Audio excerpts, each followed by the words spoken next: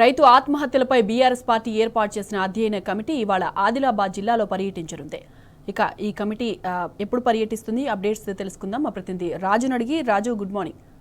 రాజు, committee schedule ఎలా ఉండబోతోంది, ఎప్పుడు ఎక్కడ పర్యటిస్తారు, అప్డేట్స్ ఏంటి రాజు? బీఆర్ఎస్ పార్టీ ఆధ్వర్యంలో ఏర్పాటు చేసిన రైతు ఆత్మహత్యల అధ్యయన కమిటీకి సంబంధించిన కమిటీ మరికొద్ది సేపట్లో ఈ కమిటీకి మాజీ వ్యవసాయ శాఖ మంత్రి నిరంజన్ రెడ్డితో పాటు 9 మంది సభ్యులు ఈ కమిటీలో ఉన్నారు. కొద్దిసేపట్లో ఈ కమిటీ జిల్లాలో ప్రవేశించనుంది. ప్రస్తుతం నేరేడుగొండలో బోత్ ఎమ్మెల్యే అనిల్ జాదవ్ ఇంటి దగ్గర స్వాగతం పలికేందుకు నేరేడుగొండలో టీఆర్ఎస్ సంబంధించిన నాయకులు, కార్యకర్తలు సిద్ధంగా ఉన్నారు. ఇక్కడ కొంతమంది నాయకులు నన్ను అడిగి తెలుసుకుందాము. సార్ చెప్పండి, ఈ కమిటీ పర్యటన ముఖ్య ఉద్దేశం ఏంది, అలాగే ఈ పర్యటన ఏ విధంగా కొనసాగబోతుంది? ముఖ్యంగా ఈరోజు మనం తెలంగాణ రాష్ట్రం మొత్తం చూస్తూ ఉన్నాం. దాంట్లో భాగంగా మా ఆదిలాబాద్ జిల్లా మా నియోజకవర్గం బూత్లో దాదాపుగా 13 మంది రైతులు ఈరోజు ఆత్మహత్య చేసుకున్నారు. ఏదైతే ఈ ప్రభుత్వం ఏదైతే ఉందో రైతులకు రుణాలు మాఫీ చేస్తామని చెప్పేసి, అదేవిధంగా రైతు భరోసా ఇస్తామని చెప్పేసి, మరో విధంగా చాలా సమస్యలు ఉన్న వాళ్ళు చెప్పినటువంటి హామీలు ఒక్కటి కూడా నెరవేరలేదు. రైతు రుణాలు మాఫీ అనేది గాలికి పోయింది. రైతు బంధు అయితే ఊసేలేదు. మరి రైతును ఏ విధంగా ఆదుకోవాలి? రైతు అంటేనే దేశానికి వెన్నెముక్క. రైతు లేదన్నా రాజ్యం లేదు. కాబట్టి రైతు బాగుంటేనే ఈ దేశం బాగుంటుంది. అందరికీ తిండి పెట్టేది రైతులు. అలాంటి రైతులు ఈరోజు విలవిలాడుతూ ఉన్నారు. పిట్టలు కాల్చిన పిట్టలు చచ్చిపోయినట్టు చచ్చిపోతూ ఉన్నారు రైతులు ఈరోజు. ఈ ప్రభుత్వానికి కనీసం కూడా మానవత్వం లేదు. ఈరోజు కనీసం ఈరోజు అధికారులు కానీ, ఈరోజు ప్రభుత్వం కానీ, మంత్రులు కానీ ఎవరు కూడా ఈరోజు కూడా వాళ్ళను పరామర్శించిన దాఖలాలు లేవు. ఈరోజు దాదాపుగా 15 నెలలు కావచ్చింది. 15 నెలలు కావస్తున్నా కానీ ఏ ఒక్క నాదుడు కూడా ఈరోజు రైతుల కుటుంబాలు కానీ, రైతు గ్రామాల వారు పరామర్శించిన దాఖలాలు లేవు. కాబట్టే ఆ రోజు అప్పుడు ముఖ్యమంత్రి అయినటువంటి కేసీఆర్ గారి నాయకత్వంలో పుష్కలంగా 24 గంటల కరెంటు ఉంటుండే, రైతు బంధు సమయానికి వస్తుండే, రుణాల మాఫీ సమయానికి అయింది, అన్ని విధాలు ఆదుకున్నటువంటి నాయకుడు ఆ రోజు మన కేసీఆర్ గారు. మరి ఆ రోజులు ఎటుపోయినాయి? ఆ 10 సంవత్సరాల కాలంలో ఎంత మంచి రాజ్యం ఉండే, కానీ ఈరోజు రైతుల సవాల రాజ్యం అయిపోయింది ఈరోజు. కాబట్టి ఈ రోజులో మేము కూడా మా గౌరవ కేసీఆర్ గారి ఆదేశానుసారం, గౌరవ కేటీఆర్ గారు ఏదైతే మా యొక్క వర్కింగ్ ప్రెసిడెంట్ గారి యొక్క ఆదేశానుసారం ఈరోజు వాళ్ళని చూసినాం. ఈ రోజు వరకు 15 నెలలు వేచి చూసినాం, కానీ వాళ్ళు రావట్లేదు. కాబట్టి ప్రతిపక్షంగా మేమైనా కానీ ప్రజలకు పరామర్శించిన బాధ్యత మాపై ఉంది. ఈ నియోజకవర్గంలో నాకు కూడా ఎమ్మెల్యే గెలిపించిన వాళ్ళు, మా నాయకత్వం ఉంది, మా పెద్ద నాయకత్వంలో వాళ్ళ యొక్క ఆదేశానుసారం ఈరోజు మేము మా యొక్క కమిటీ మొన్ననే ఒక కమిటీని ఏర్పాటు చేసి, నిరంజన్ రెడ్డి గారి యొక్క కమిటీ, మా జోగురామన్న గారి యొక్క మెంబర్షిప్, మా యొక్క నాయకత్వం, మేమందరం ఈరోజు కమిటీ ఈరోజు పర్యటన చేస్తూ ఉన్నది. తొందరగా ఇప్పుడు దగ్గరలోనే మా కమిటీ కూడా వచ్చింది.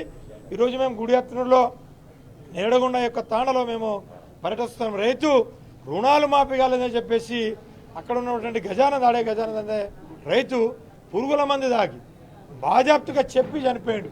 నా రుణాలు మాఫీ కాలే, బాకీ వాళ్ళు సతాయిస్తూ ఉన్నారు. నేను ఏ విధంగా వేరే సోర్స్ కూడా నాకు అవకాశం కూడా లేదు.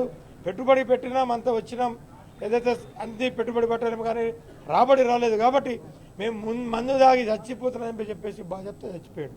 జిల్లాలో పరిస్థితి ఏ విధంగా ఉంది సార్? వ్యవసాయ రంగ పరిస్థితి కానీ, రైతుల పరిస్థితి కానీ, ఈ వెనుకబడిన జిల్లాలో, ఈ సాగునీటి సరిగా లేని జిల్లాలో, ఒకే పంట వేసే జిల్లాలో ఈ రైతుల పరిస్థితి ఏంటి? ఇప్పుడు వాళ్ళు ఏం చెప్తా ఉన్నారు? మేము ఏదైతే సాగు చేస్తున్న భూమికే రైతు భరోసా అని చెప్తా ఉన్నారు. మేము మొన్న కూడా మీటింగ్లో డిమాండ్ చేసినాం. ఇక్కడ సాగు చేసినటువంటి భూమి అంటే మేము దాదాపుగా 90% రైతులు వర్షాధారణ పైన ఆధారపడి ఉంటుంది ఇక్కడ రైతులు. మరి ఆ విధంగా అయితే మీరు ఎగ్గొడడానికే ప్రయత్నిస్తున్నట్టే కదా, అంటే రైతుల యొక్క కొంప ముంచడానికే కదా. అందుకే మేము డిమాండ్ చేస్తూ ఉన్నాం, సాగు కాదు ఏది కాదు, అందరికీ రైతు భరోసా ఇవ్వాల్సిందే. అప్పటి వరకు TRS party, BRS party, KCR గారి నాయకత్వంలో తప్పకుండా మేము పోరాటం చేస్తాం, రైతులకు న్యాయం కల్పిస్తామని చెప్పేసి మా డిమాండ్. ముఖ్యంగా అంటే ఈ నివేదిక ఇచ్చిన తర్వాత అవసరమైతే అసెంబ్లీలో కూడా చర్చిస్తామని చెప్పి బీఆర్ఎస్ పార్టీ చెందిన నాయకులు చెప్పడం జరుగుతుంది. మీరు ఒక ఎమ్మెల్యేగా ఈ చర్చను ఏ విధంగా కొనసాగించే అవకాశం?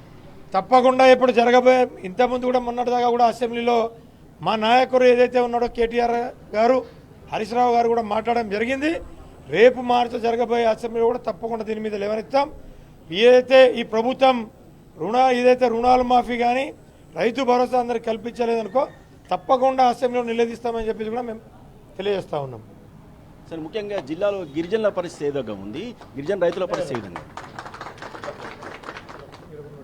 ఈ ఉమ్మడి ఆదిలాబాద్ జిల్లాలో ఆదివాసులు కావచ్చు, గిరిజనులు కావచ్చు, రైతులందరూ కూడా ఈ కాంగ్రెస్ ప్రభుత్వం ఏదో చేస్తుంది, మేలు చేస్తుందనే ఆశతో ఉండే కానీ రైతు బంధు బాయే, రైతు భరోసా బాయే, రైతులందరూ కూడా గోసపడతా ఉన్నారు.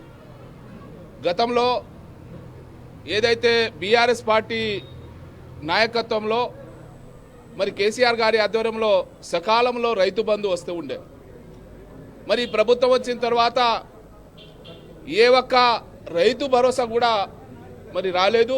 దాంతోపాటు మరి ఏదైతే 2 లక్షల రూపాయలు రుణాలు మాఫీ కూడా చేస్తామని చెప్పడం జరిగింది. కానీ ఈ ప్రభుత్వం రుణమాఫీ 2 లక్షల రూపాయలు మరి ఉమ్మడి ఆదిలాబాద్ జిల్లాలో ప్రతి ఒక్కరికి కూడా వస్తుందనే ఆశతో మరి రైతులందరూ కూడా ఉండే, కానీ తీరా చూస్తే 30% మందికి మరి రైతు రుణమాఫీ చేయడం జరిగింది. మరి రైతులందరూ కూడా ఇబ్బంది పడతా ఉన్నారు, గోస పడతా ఉన్నారు. అయ్యో మేమేం పాపం చేశాము, మరి ఈ రకంగా ఈ ప్రభుత్వం చేస్తుంది. మరి ఈరోజు చూస్తే కాంగ్రెస్ ప్రభుత్వం మరి గ్రామ సభలు పెట్టిరు. గ్రామ సభలలో ప్రజలందరూ కూడా తిరగబడతా ఉన్నారు. ప్రజలతో పాటు విద్యార్థులు కావచ్చు, యువకులు కావచ్చు, అందరూ కూడా తిరగబడుతున్నారు. ఈ యొక్క కాంగ్రెస్ ప్రభుత్వం మరి 6 గ్యారెంటీల హామీ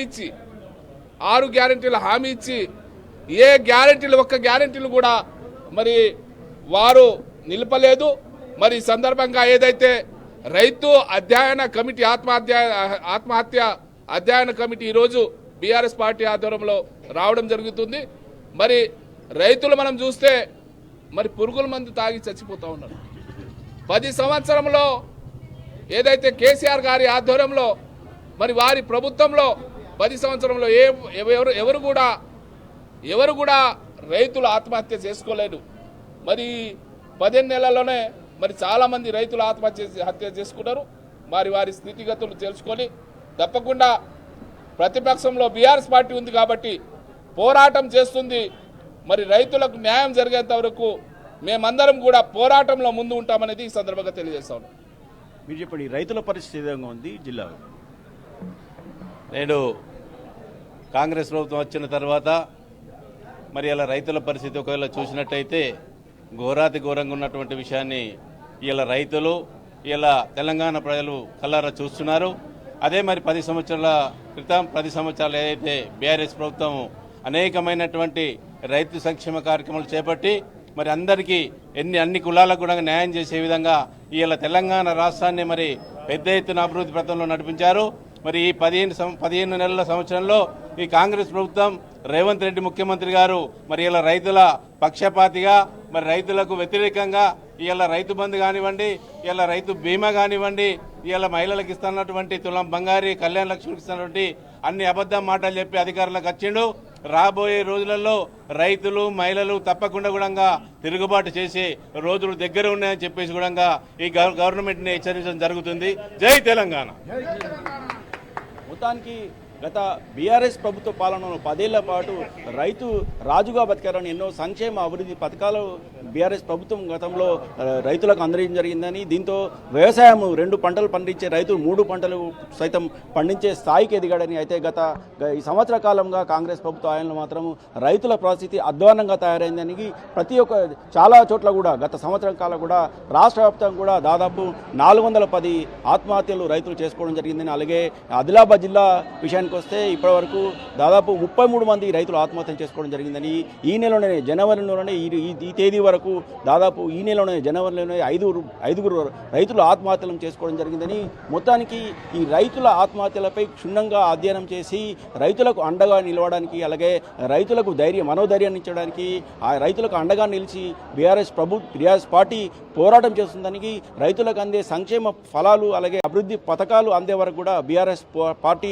రైతులకు అండగా నిలుస్తుందని అవసరమైతే అసెంబ్లీలో సైతం ఈ నివేదికపై చర్చించే విధంగా తాము పట్టుబడతామని బోత్ సంబంధించిన ఎమ్మెల్యే అనిల్ జాదవ్ చెప్పడం జరిగింది. మరికొద్దిసేపట్లో ఈ రైతుల ఆత్మహత్యకు సంబంధించిన కమిటీ జిల్లాలో పర్యటించనుంది.